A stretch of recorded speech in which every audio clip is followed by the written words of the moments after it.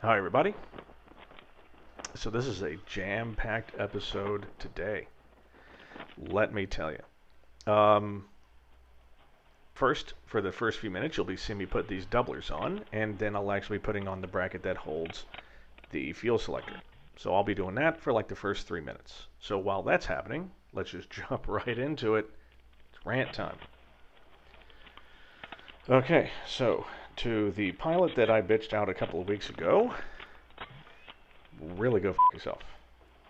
Um, I'm not going to mention who this is or who they work for, but if you know what I'm talking about, then you know the person I'm talking about.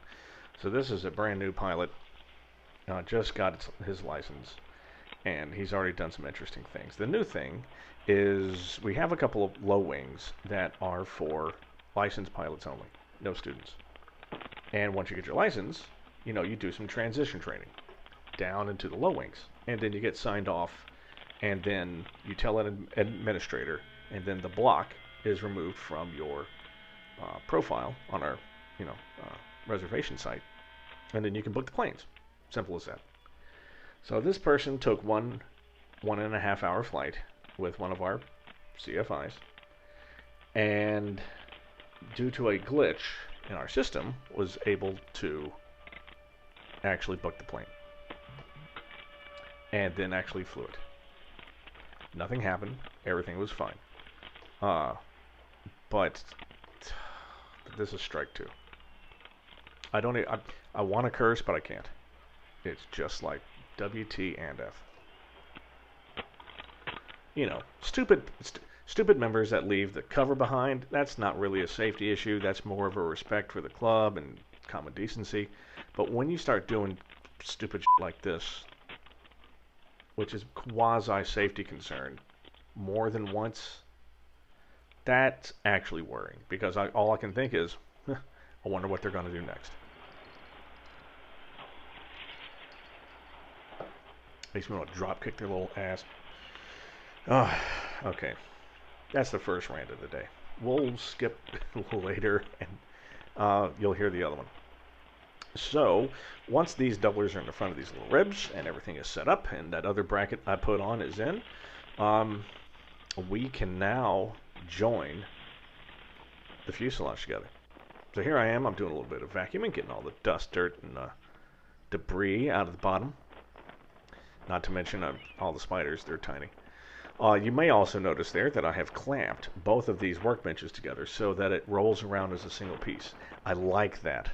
I really would like to find like the little joiners you use for like leaves of a dining room table so that I could just have little switches at the end to just kind of lock them together when they're like that. Look at that. That fuselage pretty much takes up the 8x4 table. I can't imagine if I'd have built these tables the way that the EAA suggests, which is only 60 inches wide, I'd have to have built 4. But when you make them 8 feet long, really helps.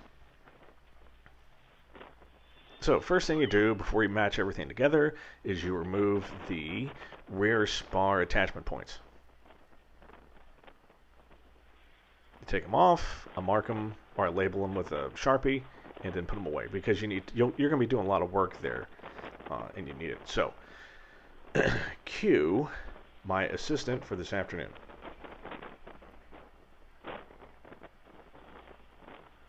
Any second now.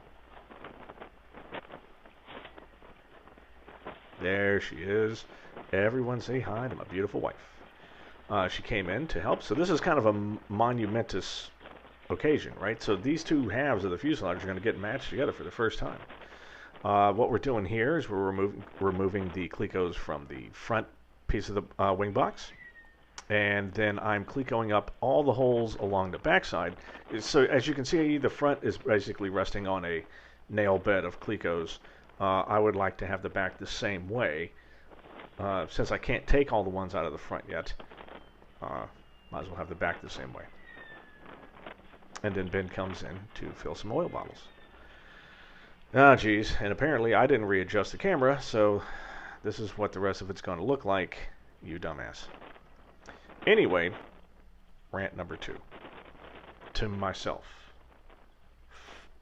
Go f*** myself. go f yourself. It's one of the two. What you're seeing here is me befuddled because I don't know what the hell is going on. What happened was there's holes in the front skins that you drill when you're doing a tri-gear because you're cutting out the section where the landing gear comes out. And one of the instructions that I misinterpreted was to match drill all the holes, all the number 30 holes. Well, that relate to the main skin. What they actually meant was just the 4 holes where you're going to cut out for the landing gear. I match drilled all the holes. And there weren't actually any other ones to drill except for the ones that sit around the wing box. So there's 20 holes on each side that once I lined up the front and the back, because it slides easily together, all of a sudden I've got 40 rivets, or I've got holes where there's rivets underneath them, because that's where the main skin and the front little doublers attach. Needless to say, now I've got 40 dimpled holes. I've put a call into Vans, and I'm about to get some pictures for them. It's not like a huge deal, but they're going to figure out the easiest thing. I can easily drill them out, and I've already checked that when they are matched together, you can pop rivet them. There's actually space underneath the wing box and the flange. It's amazing. It's as if it was built for idiots like me. So here's a picture of my wife standing next to... So we tilted up the back so that it kind of looked like it was done, but it's not. But it looks like it does, so... Thank you for joining me as always. In the next video, I will have an answer to the part that I f***ed up, and we will fix it and move on. So I will be seeing you soon.